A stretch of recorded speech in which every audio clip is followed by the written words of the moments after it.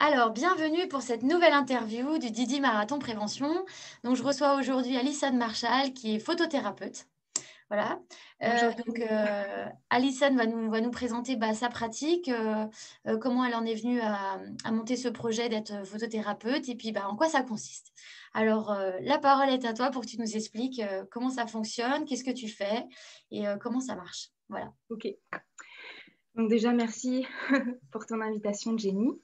Donc moi, ça fait simplement quelques mois que je me suis lancée dans la photothérapie, mais j'ai découvert les pouvoirs de la photo, je pense, depuis quelques années en fait. La photo est venue à moi de manière assez spontanée. J'ai eu envie de faire du portrait il y a quelques années, de m'intéresser à photographier les gens. Je sentais qu'il y avait quelque chose euh, qui se jouait en fait dans le rapport à la photo. Donc, en fait, mon parcours pour aller à la photothérapie s'est fait de façon assez instinctive. Et puis, en pratiquant, en faisant des shootings avec des personnes, j'ai vite réalisé qu'il y avait quelque chose en fait qui se passait quand je photographiais quelqu'un, que la personne aussi pouvait ressentir des choses, et puis que j'avais pas seulement envie de faire de la photo shooting comme ça, simplement photographier quelqu'un juste pour la photo. Je trouvais qu'il manquait quelque chose. Et puis parallèlement à ça, j'ai développé des capacités au niveau de la guérison. J'ai commencé à accompagner des personnes. Et à un moment donné, ça s'est révélé un peu comme une évidence. Je me suis dit, mais pourquoi ne pas accompagner en fait les gens grâce à la photo? Donc c'est ce que je fais aujourd'hui. Mmh. Et en fait, c'est toute une découverte à la fois, je pense, pour moi, et à la fois pour les personnes qui suivent finalement l'accompagnement photothérapie, pour plein de raisons. Je pense que la première des raisons, c'est que finalement, c'est pas quelque chose qui est très très connu. C'est-à-dire que quand on pense thérapie, on va peut-être plus penser à d'autres méthodes qui sont plus connues, ou soit les méthodes conventionnelles ou moins conventionnelles. Et donc du coup, on peut se poser la question, pourquoi passer par l'art pour se sentir mieux? C'est Mmh. quoi finalement? Qu'est-ce qui se passe avec la photo? Et ce dont je peux prendre conscience au fur et à mesure des accompagnements, et aussi finalement ce en quoi la photo a pu m'aider, parce que je me suis aussi aidée de la photo pour me sentir mieux avec moi-même, c'est qu'en fait, la photo, elle permet simplement de se voir tel qu'on est. C'est-à-dire qu'en passant par l'art, on va aussi laisser le mental de côté. On va pouvoir observer une photo de façon neutre et être parfois aussi confronté à sa propre image. Mais disons que finalement, en laissant toutes les interprétations qu'on peut faire de manière générale, parfois quand on est accompagné en thérapie, on va simplement être face à nous, parfois face à nos peurs, parfois face aux choses qu'on n'aime pas de notre physique, de notre corps. Et du coup, d'une manière assez fluide et naturelle, il y a quelque chose qui va se faire à l'intérieur, et du coup, j'ai envie de dire, le processus va se faire d'une manière peut-être pas forcément visible de prime abord comme ça, mais d'une façon, en fait, parfois peut-être plus profonde euh, qu'avec un autre accompagnement. Donc ça, c'est déjà aussi intéressant pour moi de voir ça. Et puis, moi, mon accompagnement photothérapie, je fais pas simplement un shooting photo avec la personne, j'ai des rencontres pour préparer le shooting, et je me rends compte aussi que finalement, les personnes qui viennent me voir euh, avec une problématique, par exemple, j'ai un rapport à mon image compliqué, finalement, les accompagnements aussi avec de l'écoute avant de faire des photos, parfois ça vient creuser un peu plus aussi profondément. En fait, Mmh. c'est pas simplement j'aime pas forcément mon image ou j'aime pas mon corps. Souvent, ça vient toucher des choses un peu plus profondes. Mmh.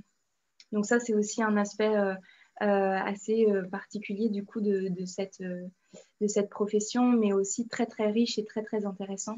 Et du Et coup, est-ce que tu as déjà eu des personnes qui sont venues te consulter après avoir fait un chemin thérapeutique, un premier chemin thérapeutique, par exemple, pour soigner des blessures intimes ou des violences mm, sexuelles et qui viennent justement compléter ce chemin par le processus que toi, tu proposes?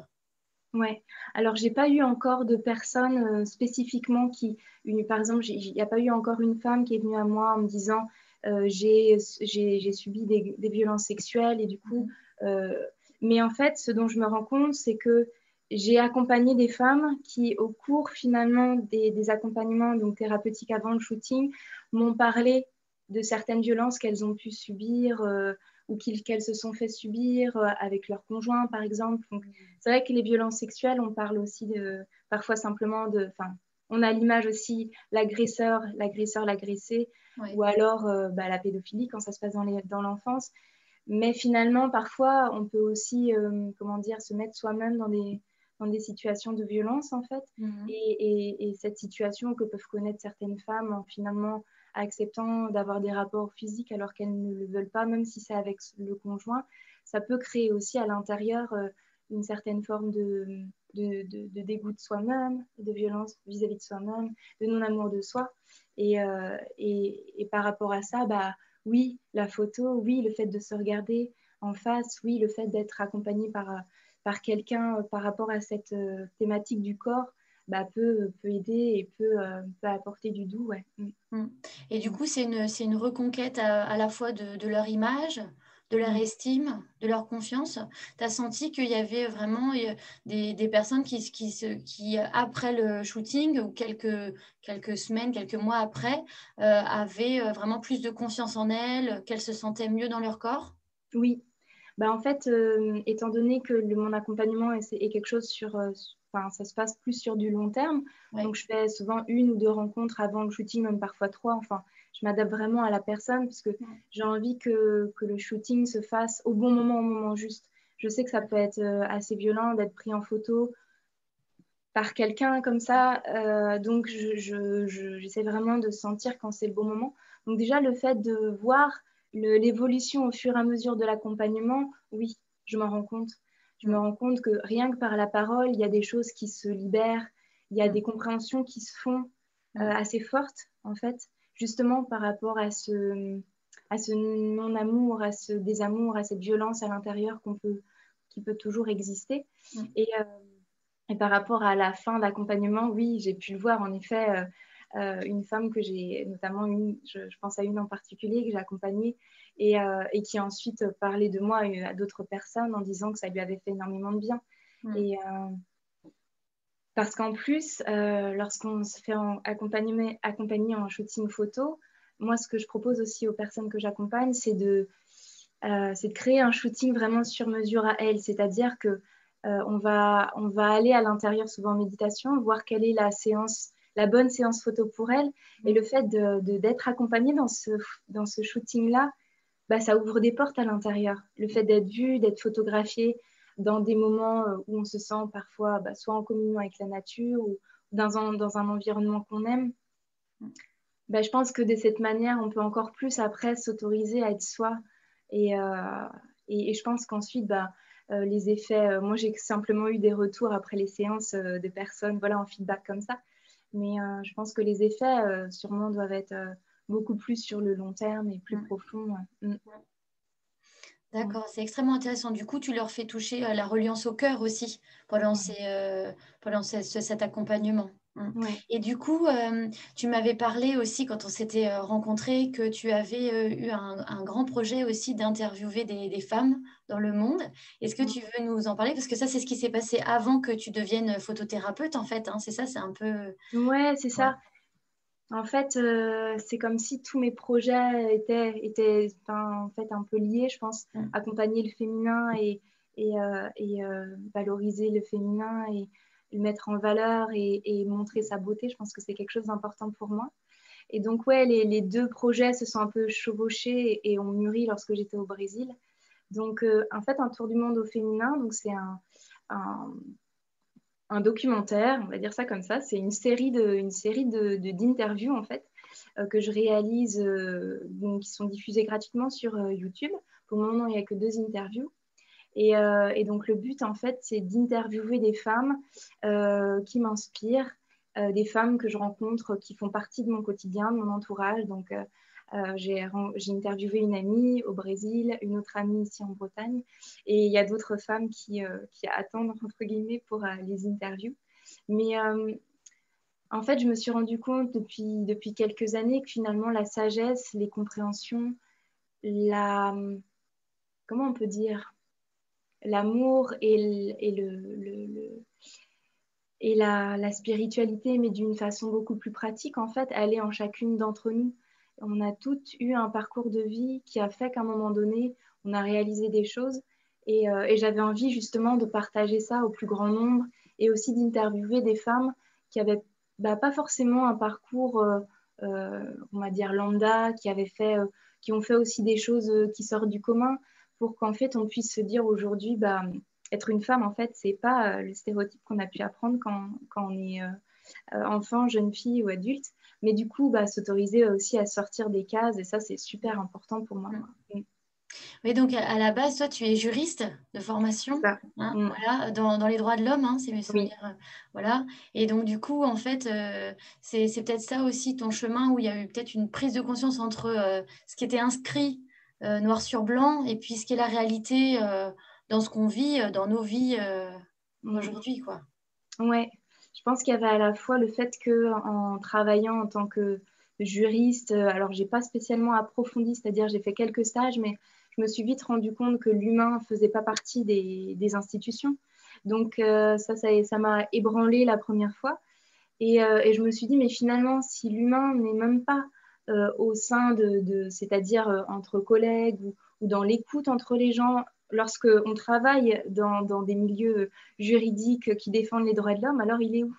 Ça a été une grande première question pour moi. Moi qui avais justement envie de contribuer, et notamment dans le domaine du droit des femmes. Et puis le fait moi-même d'avoir eu un parcours où j'ai pu moi-même subir des agressions sexuelles, avoir été harcelée dans la rue, dans le métro, j'ai vécu à Lyon, à Paris. Donc c'est vrai que j'ai été confrontée à ça d'une manière assez forte. J'ai aussi fait un stage au Maroc qui m'a encore plus... ça a rendu encore plus visible ces problématiques du droit des femmes, d'appartenance de son corps, enfin, comment dire, ouais, c'est toutes les questions qui sont sous-jacentes à, mais c'est quoi être un être humain en fait? Ouais, peut-être que le fait, en effet, d'avoir eu ce parcours à la fois juridique, à la fois ce parcours de vie, m'invite aujourd'hui à vouloir contribuer, mais du coup d'une autre façon. C'est-à-dire que passer par le droit, c'est bien, et j'ai plein de collègues de fac qui doivent aujourd'hui continuer à travailler dans le domaine, et je trouve que c'est super. Si ça leur convient, c'est bien. Mais je trouve aujourd'hui un plus grand épanouissement à passer par la thérapie et par l'art, en tout cas, pour faire ma part. Et comme tu pouvais le dire, en fait, pour passer par le cœur. Parce il y a beau y avoir des lois, il y a beau y avoir des décrets qui vont être mis en application pour qu'on ait des espaces publics plus sains, etc. Ça, c'est une chose. Mais si finalement chaque femme ne prend pas conscience dans son cœur qu'elle a le droit d'être elle, et chaque homme ne prend pas conscience dans son cœur qu'en fait, en face de lui, il a un autre être humain, on peut rester comme ça, je pense, bloqué pendant des années.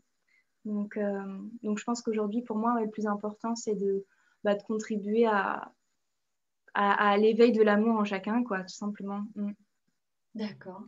C'est magnifique comme projet. Je te remercie beaucoup, Alison, Merci de à nous toi, avoir Jenny. confié tout ça, de participer au Didi Marathon Prévention avec tout ce que tu es et tout cet amour que du coup tu viens nous transmettre, hein. Ça traverse l'écran, hein, je ressens comme ça là.